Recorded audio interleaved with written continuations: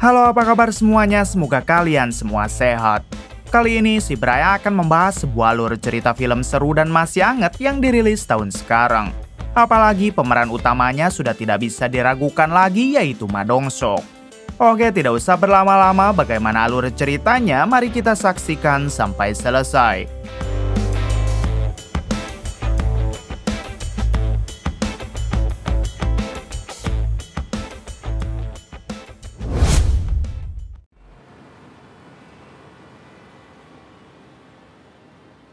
Di awal film memperlihatkan petugas satpam yang membawa seorang bapak-bapak masuk ke sebuah ruko. Rupanya ruko itu disebut kantor Ghostbuster karena mereka bergerak di bidang pengusiran setan untuk orang yang kesurupan. Kemudian si satpam bertemu dengan pemilik ruko yang diketahui bernama Kim Bao, ini orangnya. Di sini Kim bertanya apa tujuan si satpam datang ke tempat ini. Si satpam menjelaskan kalau putri dari bapak yang ia bawa telah hilang diculik oleh sekelompok gangster. Jadi si satpam berniat meminta bantuan Kim untuk mencari putri si bapak tersebut.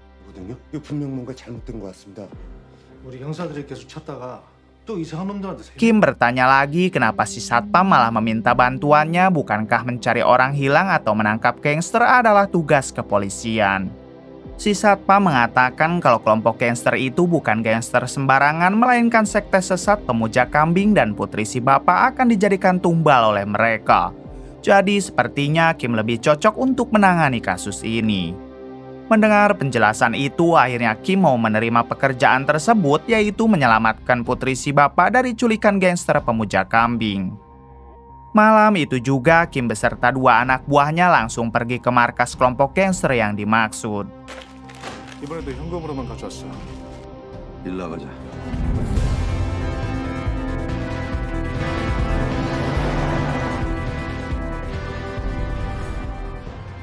Di tempat lain memperlihatkan sekelompok polisi yang sedang melakukan rapat karena di Korea sedang marak sekali penculikan orang untuk dijadikan tumbal oleh para sekte sesat. Ketua polisi sampai angkat tangan karena kelompok sekte itu mempunyai kekuatan gaib yang tidak bisa dilawan oleh senjata. Tak lama pihak kepolisian mengundang seorang pastor bernama Roy untuk membicarakan sekte yang sedang marak. Di sini pastor Roy menjelaskan kalau sekte itu tidak akan bisa dilawan oleh sembarang orang. Bahkan ia sendiri tidak akan sanggup jika harus melawan mereka. Lalu pastor Roy memberitahu kalau ada satu orang yang mungkin dapat menangani masalah ini, yaitu Kim. 도저히 감당이 안 됩니다, 신부님. 내 경찰 생활 30년 동안에 Kembali kepada Kim dan dua anak buahnya yang baru sampai ke markas kelompok gangster pemuja kambing. Diberitahu kalau anak buah Kim yang wanita bernama Susan dan yang pria bernama David, serta mereka mempunyai tugas masing-masing. Susan bertugas untuk menyadarkan korban yang telah dirasuki makhluk halus, sedangkan David bertugas sebagai kameramennya Kim. Sementara itu untuk Kim sendiri, ia bertugas melawan siapapun yang mencoba melawan. Di sini Kim melihat kalau markas gangster pemuja kambing itu dijaga oleh 3 orang, lalu inilah yang Kim lakukan.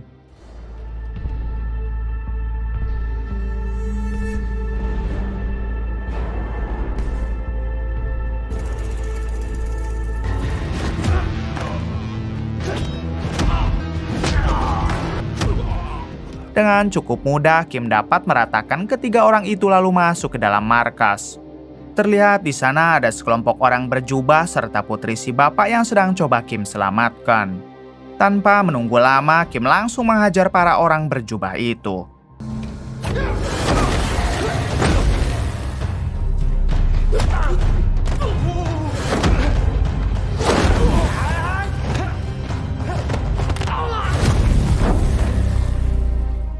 Setelah Kim berhasil menghabisi mereka, Susan segera beraksi, yaitu menyembuhkan korban yang sudah dalam kondisi kerasukan.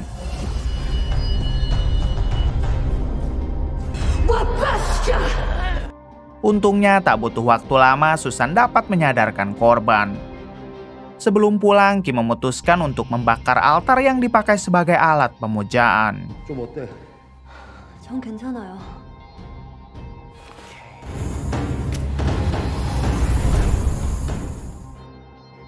Keesokan harinya, adegan berpindah ke salah satu rumah sakit dan kita akan diperkenalkan dengan seorang dokter wanita bernama Lisa. Terlihat saat itu Lisa sedang memeriksa beberapa pasiennya.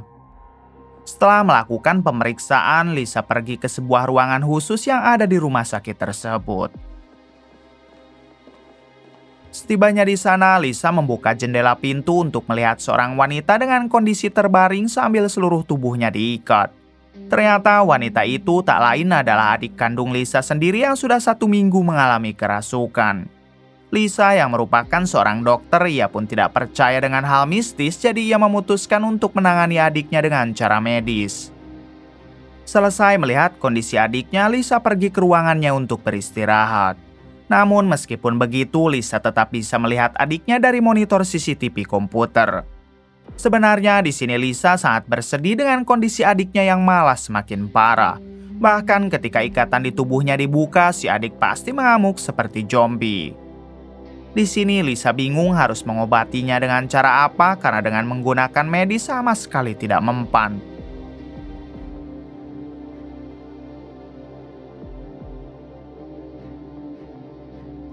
Tak sanggup melihat kondisi si adik yang terus seperti itu, akhirnya Lisa mendatangi Pastor Roy untuk meminta solusi. Lisa menjelaskan kepada Pastor Roy tentang si adik, bahkan sudah ditangani oleh beberapa dokter spesialis tapi tidak ada hasil. Akhirnya Pastor Roy menyarankan Lisa agar datang saja kepada Kim karena dia ahlinya dalam penanganan kasus semacam itu. 오기 전까지는 믿을 수가 없었네. Di sisi lain terlihat Kim dan 2 anak buahnya yaitu Susan dan David sedang membahas tentang pekerjaan mereka sebelumnya. David memberitahu kalau ia berhasil memfoto salah satu anggota sekte kemarin. Terlihat jelas orang itu yang memiliki tato di belakang telinga. Melihat hal tersebut, Kim yakin jika kelompok sekte yang kemarin mereka habisi baru sebagian kecilnya saja. Dan masih banyak sekali sekte berkedok gangster seperti itu, jadi mereka harus dapat membasminya. 엘제비트 같은 1등급 마귀들이 자주 나오는 게 제가 정보원들을 쫙 심어놔서 금방 찾을 것 같습니다. Selanjutnya, Kim CS kembali ke ruko, namun ia dikagetkan dengan kedatangan Lisa yang sudah berada di situ. Kim bertanya siapa Lisa dan kenapa ia bisa ada di rukonya. Lisa menjawab kalau ia adalah seorang dokter di rumah sakit yang ingin bertemu dengan Kim. Lisa menjelaskan kalau adiknya sudah 1 minggu bertingkah sangat aneh seperti zombie. Lisa dan dokter yang lain sudah berusaha mengobati si adik, namun sampai sekarang hasilnya masih nihil. Lisa diberitahu oleh Pastor Roy agar meminta bantuan kepada Kim karena hanya Kimlah yang mungkin dapat menyembuhkan adiknya. 사장님 좀 뵐 수 있을까요? 여기. Mendengar nama Pastor Roy, entah kenapa tiba-tiba Kim menolak permintaan Lisa. Bahkan Kim langsung pergi sambil mengatakan kalau ia sudah tidak mau lagi berurusan dengan orang yang kenal dengan Pastor Roy. Melihat hal tersebut, Lisa memohon kepada Susan agar merayu Kim supaya dia mau menolong adiknya. Kemudian Lisa memberikan Susan sebuah flash disk berisi rekaman adiknya, berharap Kim mau menolongnya setelah melihat rekaman video tersebut.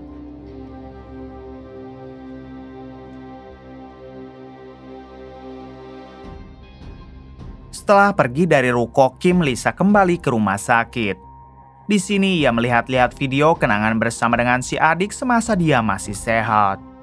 Di waktu yang sama, Lisa melihat rekaman CCTV yang menunjukkan kalau adiknya tidak ada di ranjang. Dengan cepat, Lisa segera mendatangi ruangan si adik untuk mengecek. Setibanya di sana, benar saja si adik tidak ada di ranjangnya hingga ketika Lisa berbalik ke belakang, tiba-tiba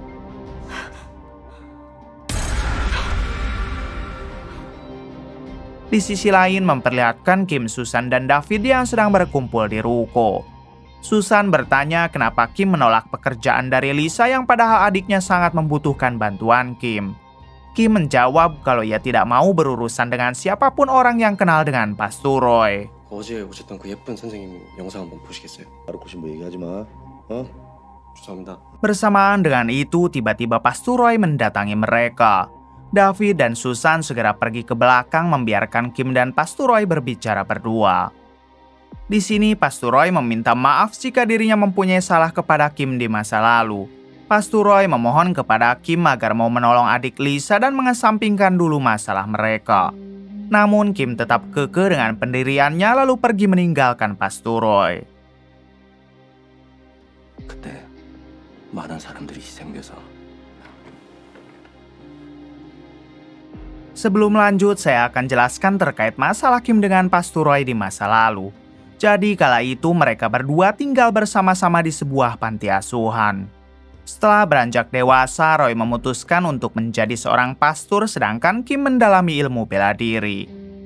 Namun di suatu waktu, Pastur Roy tak sengaja melepaskan iblis Lucifer yang telah disegel selama puluhan tahun oleh gurunya. Kemudian iblis tersebut merasuki tubuh Kim sampai Kim tak sadar telah membantai semua orang yang ada di panti asuhan. Untungnya Pastur Roy dapat melepaskan iblis itu dari tubuh Kim lalu menyegelnya kembali. Akibat hal tersebutlah Kim sangat benci kepada Roy karena dia telah membuat Kim kerasukan sampai menghabisi semua orang yang ada di panti. Namun semenjak saat itu Kim jadi mempunyai kekuatan iblis Lucifer yang masih tertinggal di dalam tubuhnya.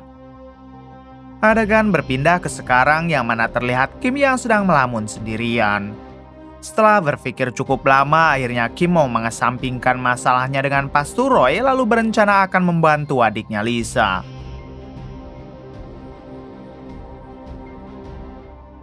Kemudian Kim meminta Susan dan David agar memutar dulu video rekaman adik Lisa yang sebelumnya Lisa berikan. Dalam video tersebut terlihat Lisa yang bercerita lengkap asal-usul adiknya sampai bisa begitu. Awalnya si adik merasa depresi saat dirinya tidak bisa mengikuti lomba tari balet. Kemudian sikap si adik tiba-tiba menjadi agresif bahkan selalu marah ketika ditanya tentang hal apapun. Di hari-hari berikutnya si adik semakin parah bahkan ia sampai berusaha menghabisi Lisa beberapa kali.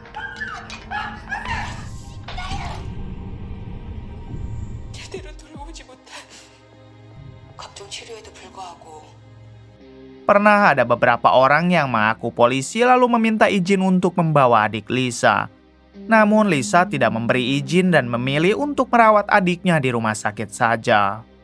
Ketika videonya diperiksa lebih detail oleh David, ternyata orang yang mengaku sebagai polisi kepada Lisa mempunyai tato di balik telinga. Artinya orang itu masih komplotan dari sekte sesat yang sebelumnya pernah Kim hancurkan.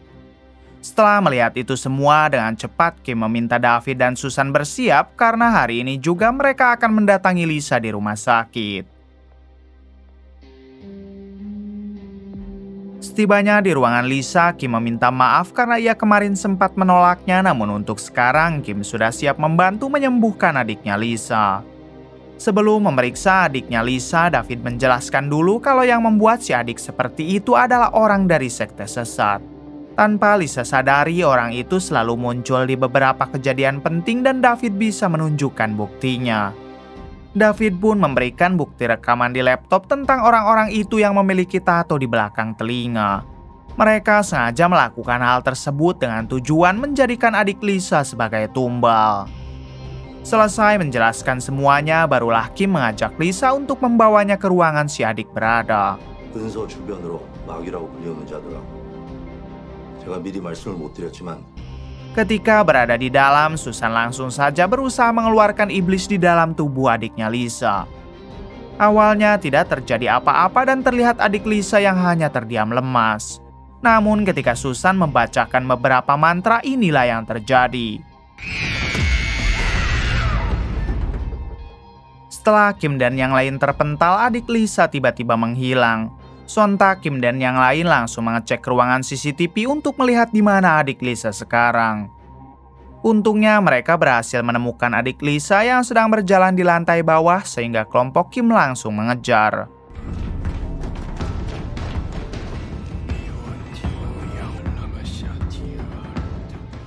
Di tengah pengejaran, hal yang tidak disangka pun terjadi yang mana semua pasien di rumah sakit mengalami kerasukan. Hingga mau tidak mau, Kim dan anak buahnya harus menyadarkan mereka dulu.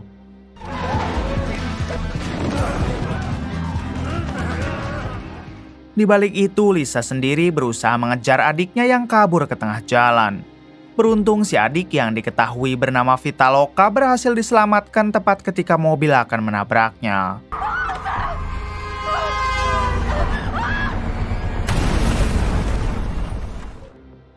Kim yang menyadari kalau iblis yang bersemayam di tubuh Vitaloka bisa mempengaruhi orang sekitar, ia pun meminta Lisa agar membawa saja Vitaloka ke rumah. Malam itu juga Lisa dan anggota Kim segera membawa Vitaloka ke rumah Lisa.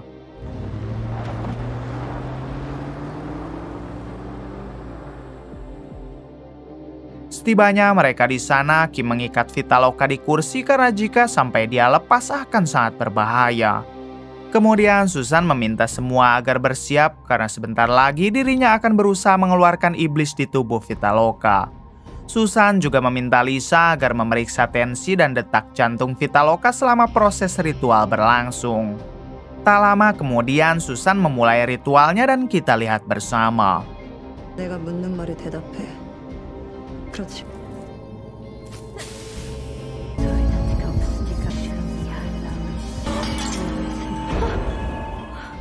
Bermacam mantra andalan telah Susan keluarkan, namun iblis itu tak kunjung mau keluar dari tubuh Vitaloka. Bahkan iblis itu malah mentertawakan Susan karena mantra semacam itu sudah tidak mempan. Di waktu yang sama, Kim mendengar suara orang masuk sehingga dirinya segera mengecek. Ternyata itu adalah orang-orang dari sekte sesat yang berniat menggagalkan Kim. Sontak Kim langsung menyerang mereka semua hingga inilah aksinya.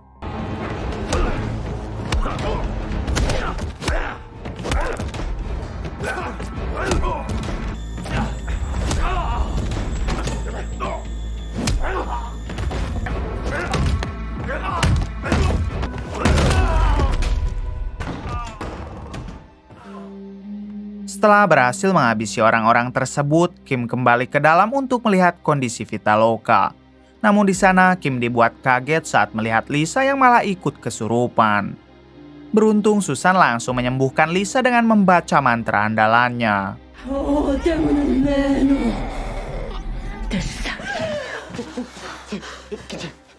Setelah itu Susan menjelaskan kalau Lisa kerasukan oleh iblis suruhan dari iblis yang bersemayam di tubuh Vitaloka. Jika melihat dari kekuatannya, iblis yang bersemayam di tubuh Vitaloka bukanlah iblis biasa. Susan yakin kalau di rumah ini pasti ada sesuatu yang sangat berharga bagi iblis tersebut, makanya dia tidak mau keluar. Dengan cepat Susan mengeluarkan ilmu terawangnya lalu berhasil menemukan sesuatu di balik dinding kamar Vitaloka. Ketika dicek, ternyata di balik dinding itu berisi tulisan kuno hingga Kim berusaha menghancurkannya dengan palu.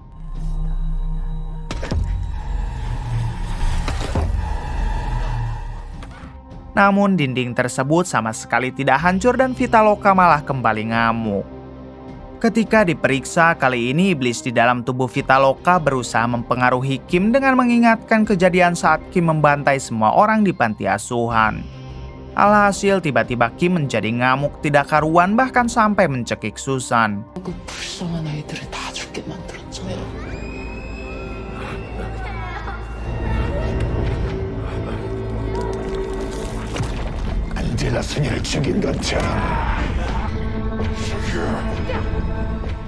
Beruntung Kim keburu sadar sebelum Susan tewas karena dicekik olehnya.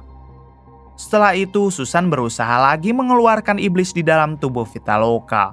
Seluruh kemampuannya telah Susan keluarkan, namun malah inilah yang terjadi.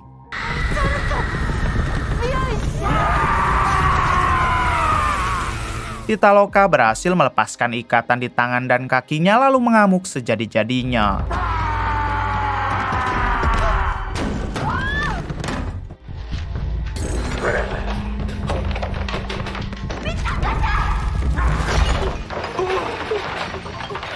Di tengah kekacauan, tiba-tiba Kim merasa ada sesuatu yang janggal di gudang rumah ini. Dengan cepat, Kim pergi sendiri ke gudang rumah, sementara Susan dan yang lain mencoba sebisa mungkin menghadapi Vitaloka.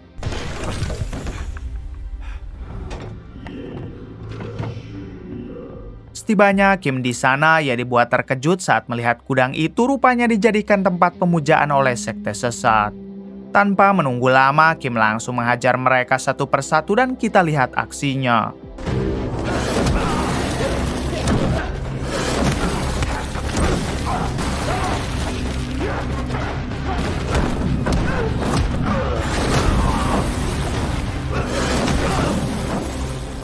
Di tengah pertempuran, Kim sempat dibuat kewalahan.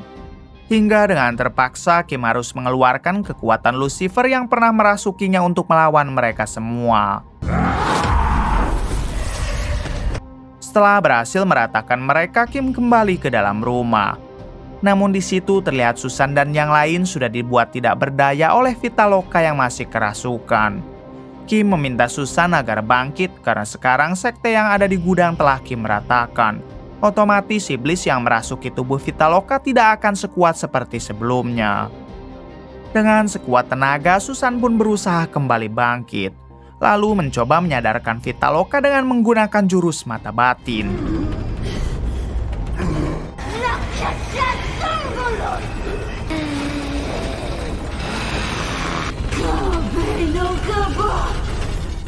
Terlihat Susan yang sedikit ada kemajuan, bahkan ia sampai berhasil menggulingkan Vitaloka.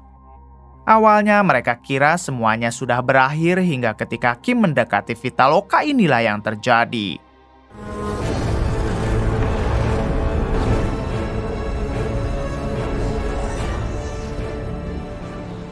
Portal itu adalah portal menuju dunia gaib dan sang iblis berencana akan membawa Kim dan yang lain masuk ke sana.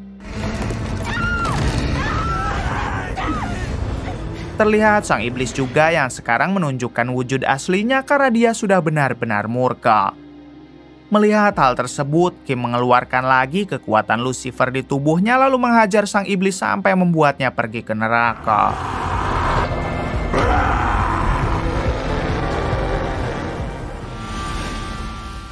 Pada akhirnya sang iblis berhasil dilenyapkan dan otomatis Vitaloka kembali sadar. Terlihat Lisa langsung memeluk adiknya itu sambil berterima kasih kepada kelompok Kim yang telah mau membantu.